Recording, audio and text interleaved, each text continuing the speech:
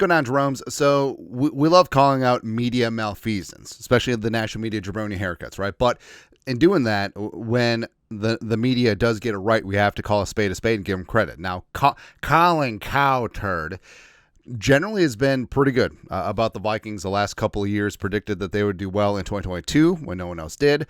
Predicted they would do well this season when not many did, right?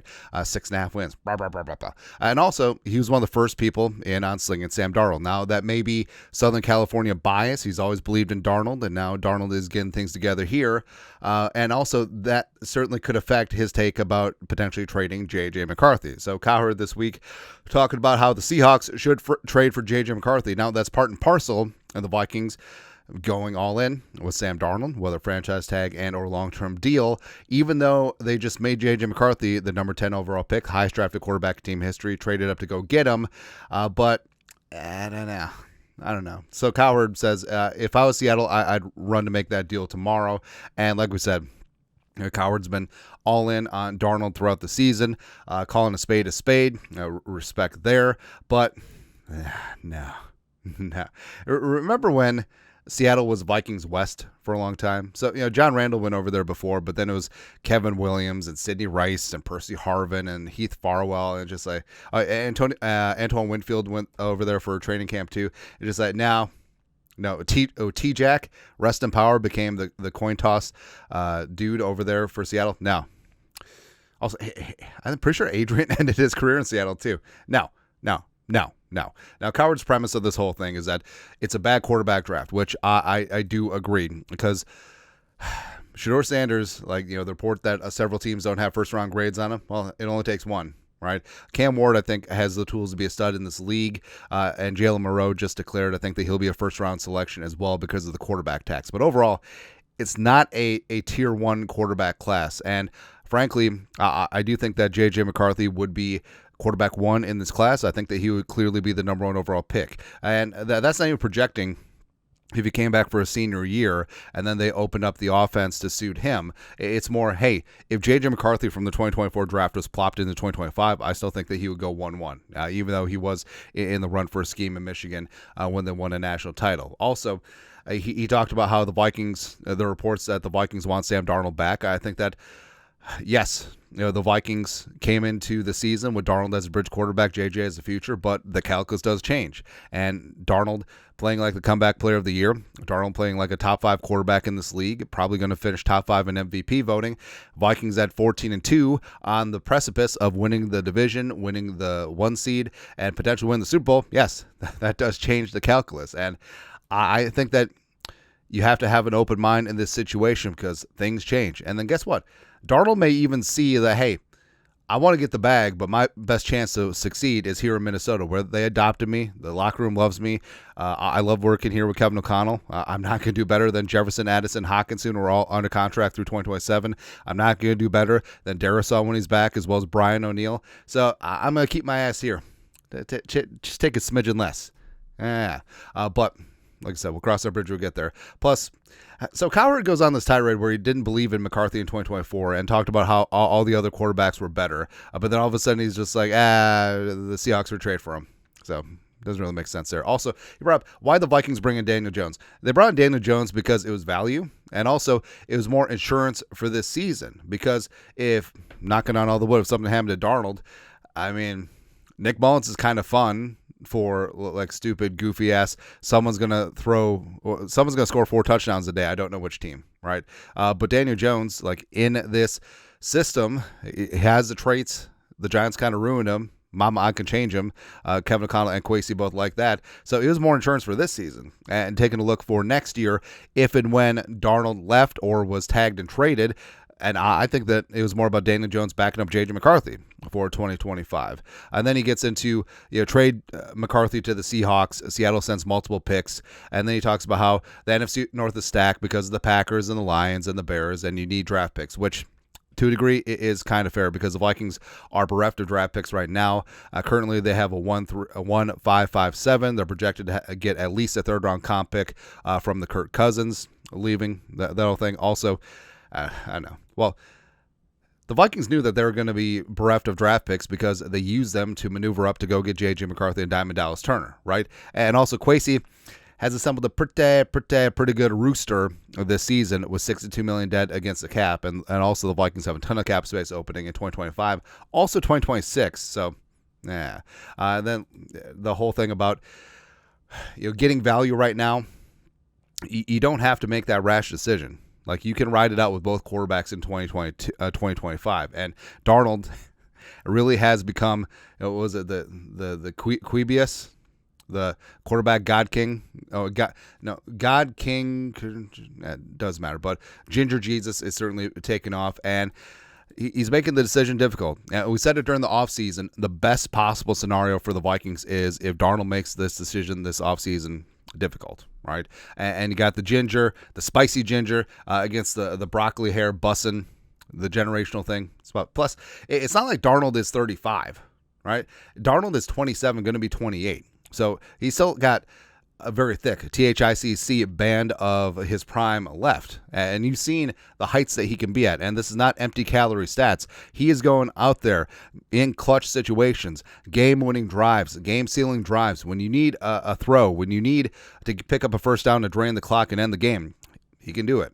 Right, but JJ McCarthy, he was drafted, to be the future, and Kevin O'Connell has talked about him as the future franchise guy, getting the hug, and after it was announced that McCarthy had the meniscus surgery, Kevin O'Connell just went out and said, "We've got our franchise quarterback," right, from what he saw in training camp and the one preseason game, and Kevin O'Connell, Kwesi, they made the move up for McCarthy, and it doesn't really make sense to move him. Yes, you'll get some draft picks, but the Vikings have a ton of cap space. They can still assemble another Avengers-type squad. Plus, they have a lot of dead cap coming off the books as well. Even if you pay Darnold, even if you franchise tag or extend him long-term, it doesn't make sense to move McCarthy because you don't have to right now.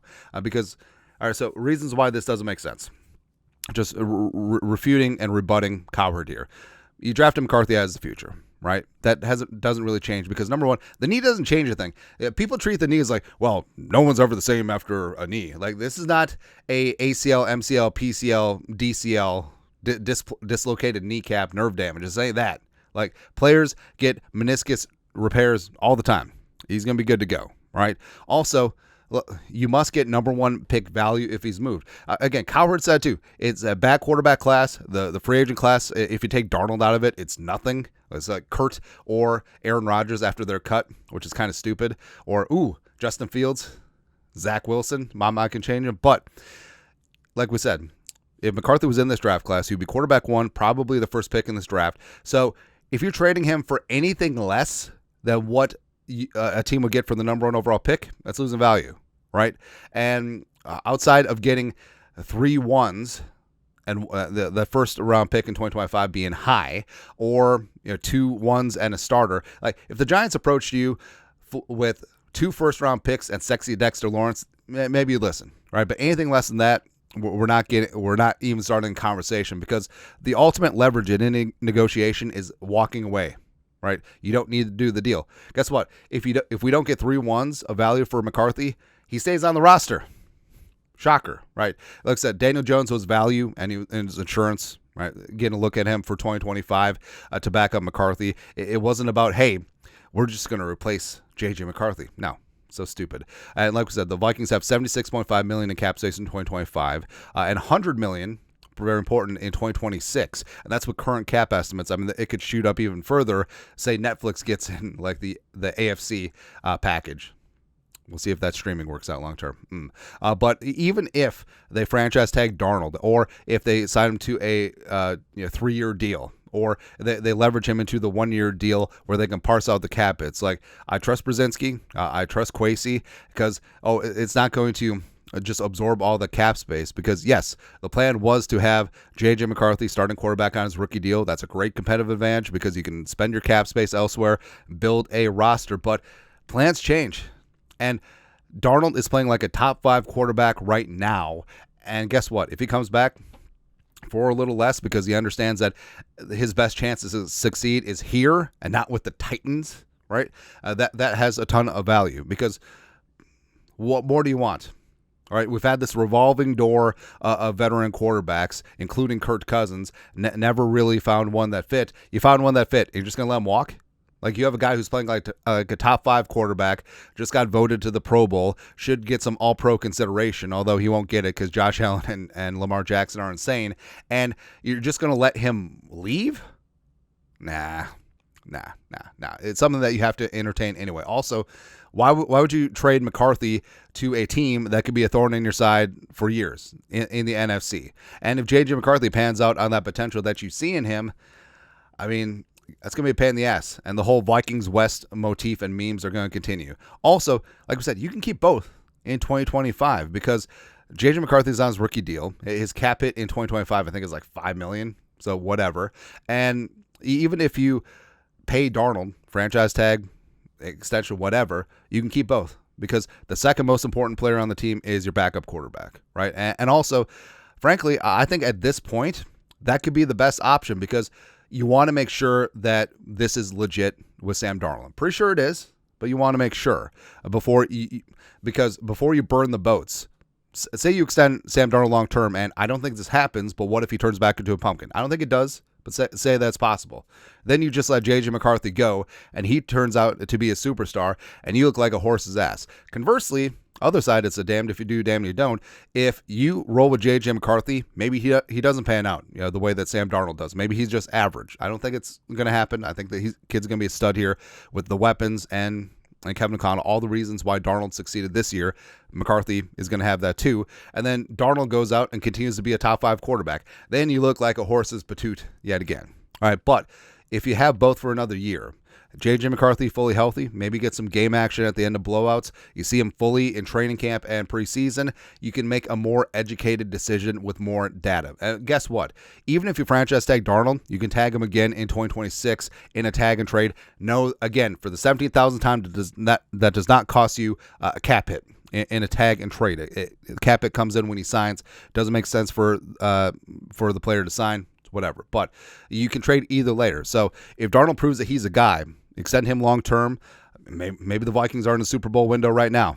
Maybe that's certainly what they're thinking of. And then you can trade McCarthy. 2026 quarterback class could be a little bit better with Arch Manning, but that's beside the point. You will still get value. You may not get number 1 overall pick value, which you should get for McCarthy if you trade him this offseason, and don't settle for less, but then at least you would have more data because the whole thing about deadlines is like, don't make a decision until you have to. You don't have to move one of the quarterbacks this offseason if you don't want to, right? And the Vikings could have both. And hell, they could keep Daniel Jones too. Who cares at this point? But bottom line, I understand what Cowherd's going with here.